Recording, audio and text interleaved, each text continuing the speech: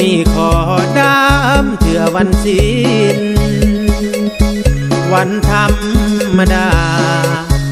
เคยเฮ็ดมาแล้วจนสิ้นมื้อนี้อยากเฮ็ดวันศีลคือสิมีแห้งกว่าเก่าเฮ็ดเวียกเฮ็ดงานเมียตานโจเด้อวันศีลความอยากขัวน้ำตาลิน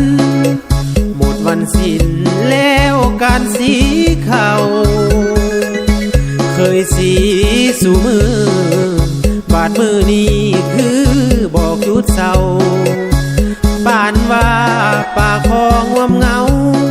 คอยสู้เก่าปากเป้าปากเคขอเหตุได้บอกผัวขอเหตุเด้ออยู่พินตอนฝนตกลิ่น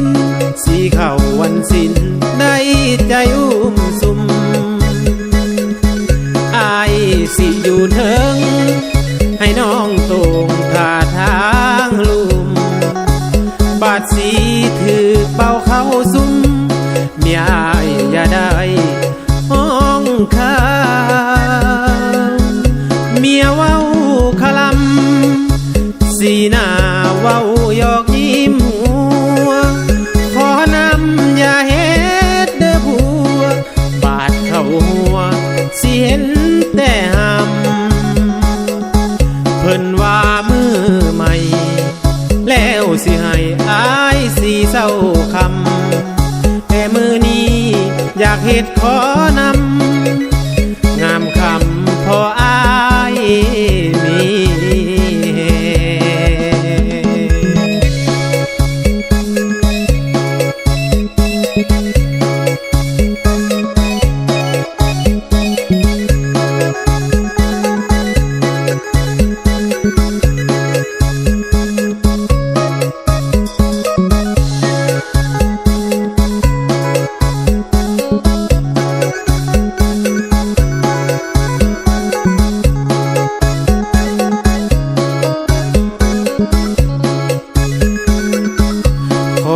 เหตุได้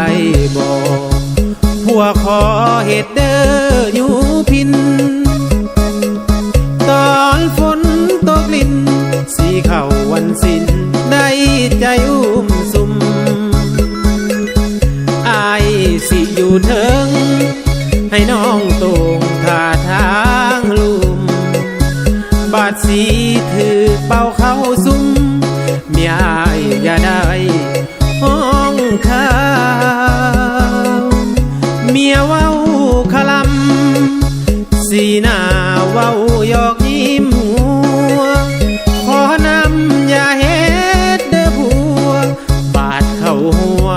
สิเห็นแต่หำเพิ่นว่ามือใหม่แล้วสิให้อายสิเศร้าคำแต่มือนี้อยากเฮ็ดขอนำงามคำพออายมี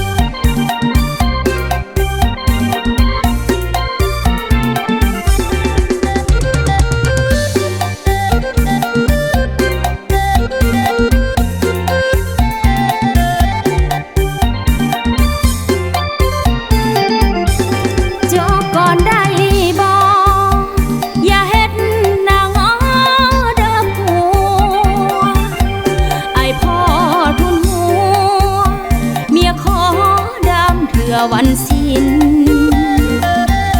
วันธรรมดาจึงเฮ็ดเด้ออายอยู่พินมือนี้วันสิ้นผู้เฒ่าเพิ่นเว้าคลำเมีย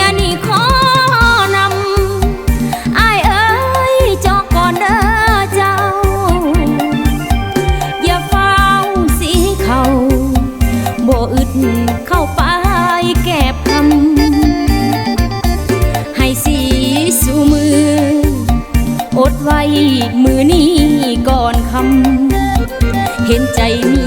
ยแนงามคำหัวใจห่อนหำปานคนวัยหนุ่มอายขอเลยอย่าเฮ็ดวันสิ้นมือนี้ฝนลินหงสีเขามันเปียกมันสุ่มเอาไว้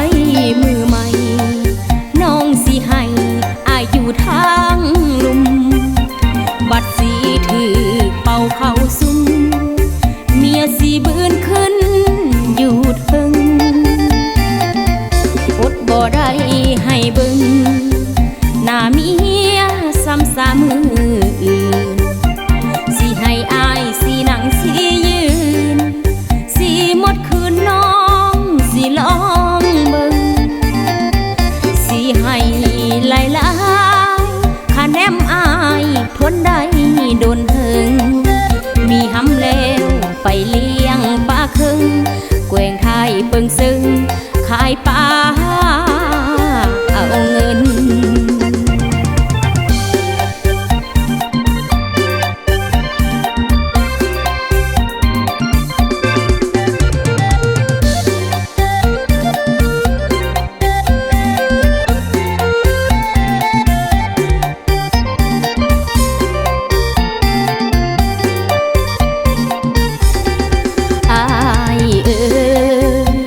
ขอเลยอย่าเฮ็ดวันสิ้นมือนี้ฝนลินหงสีเขามันเปียกมันซึมเอาไว้มือใหม่น้องสิให้อายอยู่ทางลุม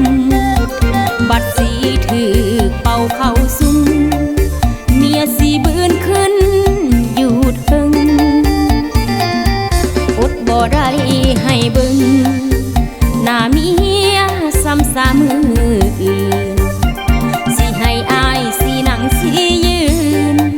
สิหมดคืนน้องสิลองเบิ่งสิให้หลายๆค่าแนมอายทนได้โดนเถิงมีหำแล้วไปเลี้ยงปลาครึ่งแกว่งไทยเปิงซึ้ง